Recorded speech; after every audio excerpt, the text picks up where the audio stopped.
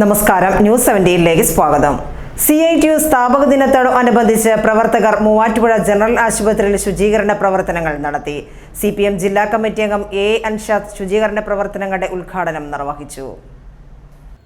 CITU സ്ഥാപക ദിനം മൂവാറ്റുപുഴയിൽ ആചരിച്ചു. CITU ഏരിയ കമ്മിറ്റിയുടെ നേതൃത്വത്തിൽ മൂവാറ്റുപുഴ ജനറൽ ആശുപത്രിയിൽ ശുചീകരണ പ്രവർത്തനങ്ങൾ നടത്തി. CITUവിന്റെ കീഴിലുള്ള വിവിധ ട്രേഡ് യൂണിയനുകളിലെ പ്രവർത്തകർ ആശുപത്രിയും പരിസരവുമാണ് ശുചീകരിച്ചത്. CPM ജില്ലാ കമ്മിറ്റി അംഗം A. അൻഷാദ് ഉദ്ഘാടനം ചെയ്തു. CITU area president M. A. Saheer അധ്യക്ഷത വഹിച്ചു.